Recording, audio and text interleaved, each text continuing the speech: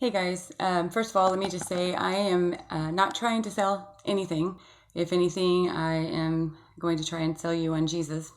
Don't freak out. I'm not here to preach to you. I just need to get something off of my chest. I've literally tried all day, and if you don't think that there is a real enemy out there, you can ask my husband how many times I have tried to put this out there from this morning. Um, Let me start by saying I have been dealing with addiction. No, not to street drugs or anything like that, but I have had a really hard time. I take a prescription called Vyvanse. Some of you might know what it is. It's basically Adderall. If you don't know what Adderall is, think Ritalin.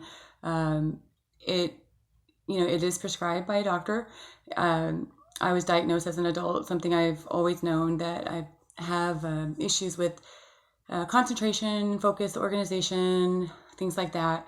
The thing of it is, though, is that with a diagnosis of ADHD, whether it be a child or an adult, ADHD is not actually a diagnosis, from my understanding. If you guys want to chime in and comment, that's totally cool. But my understanding and from my own experience, ADHD, attention deficit hyperactivity disorder. Sometimes there's the hyperactivity with it, and that kind of stems from anxiety, I think. And then obviously as an adult, you don't really have as much as the hyperactive symptoms, but it's a collection of symptoms, if you will, and some of it can stem from anxiety and depression. I was diagnosed with general anxiety several years ago by a general practitioner, and at that time, he was like, take Xanax, and everything has a pill for it these days. And while I do believe in medicine, there are medicines that do a great thing. There's just a lot of overdiagnosis. There's a lot of wrong diagnosis, and there just needs to be a better way to manage this, because the problem with the medication that I take is if you're not diagnosed properly, or you get put on a medicine that is just not compatible for you, it can lead to a lot of problems. Because for me, Vyvanse or Adderall, it's amazing. I'm not even gonna lie, because you got to think 30 something years, and I I just got this brain fog all these years, like whether it was in school trying to concentrate. It's like I really wanted to listen, but then squirrels, and I think a lot of us get that. But when it's happening all the time, and it's affecting your relationships, and it's affecting your jobs, and just ability to feel like you can just maintain your day-to-day things, and then you throw children on top of that, and trying to raise them the pressures of the world, of trying to make sure you're doing the right things, and it gets to be a lot. So I'm putting this out there because this is my testimony. Sorry. But the thing is that for a while now, probably about 3 years, I was taking this medicine, and it seemed all innocent at first. It's like, wow, this is helping me. And I really wanted to get organized. I wanted, to come home to a clean house, come home to, being able to just do dishes. I wanted to be that wife too, and I think we put that on ourselves. I wanted to be the wife where, husband comes home, and, the kids don't have any problems. I don't have any problems. And, there's this great dinner, and, we all kind of aspire to be that way. And I just felt like a hamster going in the wheel. And so I'm still not that person, though. And that's even after taking medicine for 3 years. And I'm like, I still have laundry in the sofa, tons of laundry, like mountains of laundry. There's still dishes in the sink at night sometimes. Sometimes I'm too tired, or, I don't always cook. And, SpaghettiOs is dinner sometimes, but I'm learning to realize that's okay. It's totally okay to do what helps you. And anyways, I know I'm rambling, so I just want to share with you guys what happened to me today. I I try, and I have tried to do everything that I know to do, to try to get out of this situation. I know I can't do it myself.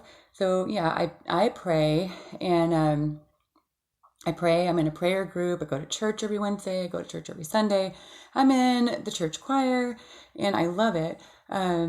One thing that, I learned years ago in my former church is I learned how to worship. And it's not anybody's business how you do it, whether it's in the car, in the shower, but that brings me so much peace. And that was just one of the reasons why I felt like I need to be in choir. I'm not really necessarily that great, but I know that God appreciates it, and I always feel so much better. So, again, here's the ADHD side of me just kind of rambling on. Anyways, so I initially was taking 30 milligrams of Vyvanse when I first started out. And then I'd have the Vyvanse crash at 4 o'clock and I get so tired. So I talked to the doctor. And this was like 2 years ago before I had my baby. And by the way, I did not take medicine while I was pregnant with her. That was a big no-no. But I was on 30 milligrams and then I get tired. So they added the 10 milligrams of the booster for the afternoon to kind of get me through to the end of the day. And gradually, the booster is instant. So like within 15 minutes, it kicks in. The thing about Vyvanse is it's extended release. So, you don't have as much potential of abusing it. So, but yeah, I found my way around that, unfortunately. And up until recently, I was actually all the way up to 70 milligrams of Vyvanse extended release, which, it's like after 4 hours of the rush, then it's another rush. And then I had the booster of the 10 milligrams. So it's so easy to look at a pill and say, this is helping and think that you're doing something productive. And my goals that I set out to get organized and to do this and that, and all the things that I really wanted to get done, 3 years later, it's not getting done. And I keep going to church on Wednesday, taking notes, going to church on Sunday, and, singing in the choir and going to my life groups and, having people pray for me. And, all this time, it's like I did not have the self-control and I struggle with it.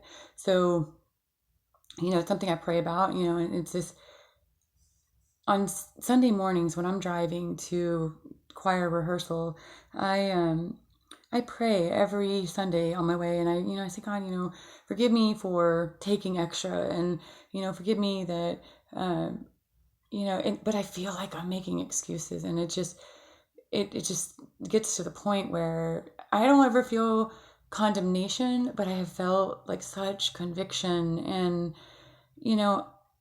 I know for a fact that there are other people that put on the face, and I know for a fact, I know this, I have a responsibility, I have a responsibility to tell you guys my problem, because if I don't tell you, you think I'm fine, and I think you're fine, and we're not fine. We got to take care of this, you guys. So sorry.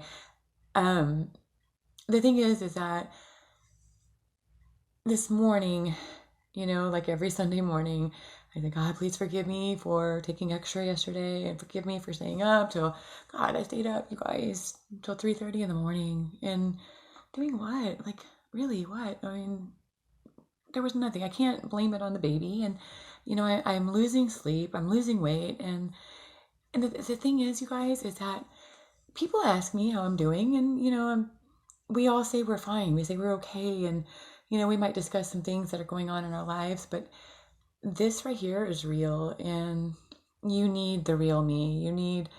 You don't need me smiling and, pretty face, whatever. And I'm not saying that in a snotty way, whatever, whatsoever. I'm saying I'm tired of people seeing something that it's like you see just, makeup and clothes, and that's not who I am. That's not who you are.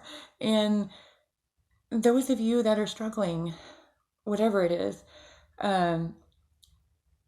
it's not your fault. You need to know that, and you're not alone.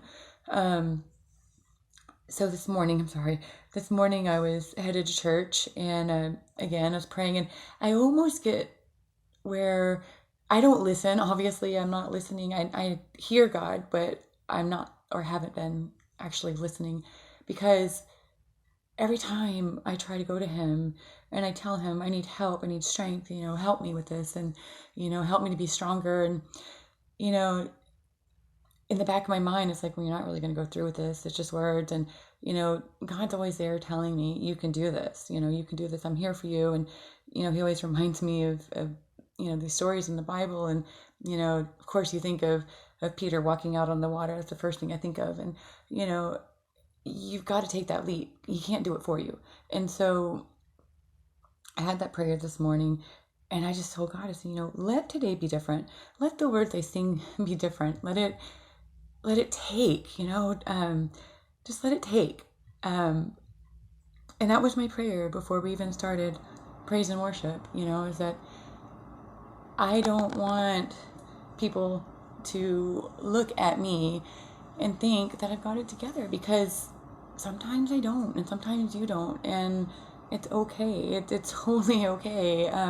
But you've got to talk to somebody. You've got to put it out there. And if you don't, you won't get anywhere. And I think the number one thing is, it's like, denial is not just a river in Egypt. So you got to be honest with yourself. You can talk all day, but if you're not willing to, put forth the effort, it's not going to happen. So I had that prayer this morning, and 9:00 praise and worship was just tremendous. It was just like, it was letting go, and I really felt the Holy Spirit. It's like, I can't tell you, you have to experience it for yourself, but my body got hot. I was up there in praise and worship, just fully immersed, just, envisioning his face and realizing how much he loves me, and listening to the words, and it's like, I sing these songs, all the time at home. I sing them at church, and I don't want it to be just words. I let it absorb today, like really, really let it absorb.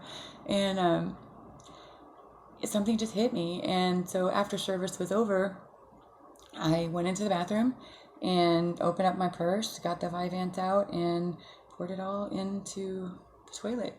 And I just watched, this blue and orange swirl, going down the toilet. And I did this at church, and it was a weight. I wasn't that part of me that, the old me would have been like, what'd you do, but it's like God said it was okay. I have had this vision of doing that for a very long time, and it's just, this weight came off of me, and I could breathe.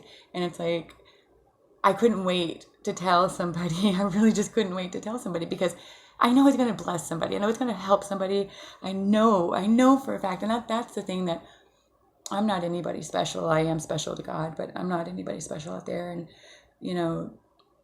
I'm human. And I just feel like if I can put my story out there, maybe some of you who are hiding, just like I have been hiding, maybe you'll come out. Maybe you'll ask for help, and you'll seek God, and you'll realize that He is real, because He's very real. Anyways, so yeah, I got confirmation, and that's all I'm going to say. I got confirmation that my testimony needs to be out there. It's not going to be easy. I know it's not going to be easy, and nothing ever is that's worth it. And my praise is definitely coming from a different place now. And anyways, I've talked to you for almost 15 minutes, and if you've stayed with me this long, I really appreciate it. And I hope that this helps you. I hope it blesses you. I want to close this video and let you know that our church is at New Covenant, and we're right off of Wilson Road, and right next to Humboldt High School. And we have a program called, or I guess it's a get together. It's like a fellowship on Fridays. You see, I'm getting nervous. Sorry. On Friday nights at 7:00. Love for you to come out. There's pizza. There's sodas. You don't have to pay anything. And we have a word. It's not like regular church. It's actually upstairs, and it's very intimate. There's praise and worship music, and that's about maybe 30 to 45 minutes. And then the men break off in fellowship. And they pray for one another and discuss anything that they need to, and the women do the same. It is all confidential, unless you are, going to hurt yourself or somebody else. What you say in those rooms is strictly confidential. I know that for a fact because I have gone, off and on. I've shared things and it's never come back to me. So if you're needing somebody to pray for you, and are needing somebody that you can trust, or if you just want to go and listen and know that you're not alone, there is a place, and it's called Break Every Chains. It's at New Covenant Church in Humble on Friday nights at 7. My phone number is on my Facebook page, so if you are a friend of mine or you know somebody that wants to get in touch, please feel free. You can call me, you can text me, you can Facebook message me, anything. I just want you to know that you're not alone. God loves you. He loves you so much. He loves me so much. And he does go after the 99. And even if you're not ready right now, he's going to keep going after you and after you and after you until you finally surrender. Do this for yourself. Do this for your family. Help yourself. Stop hiding behind your smile and your success. Just be honest. Anyways, God bless you guys. Good night.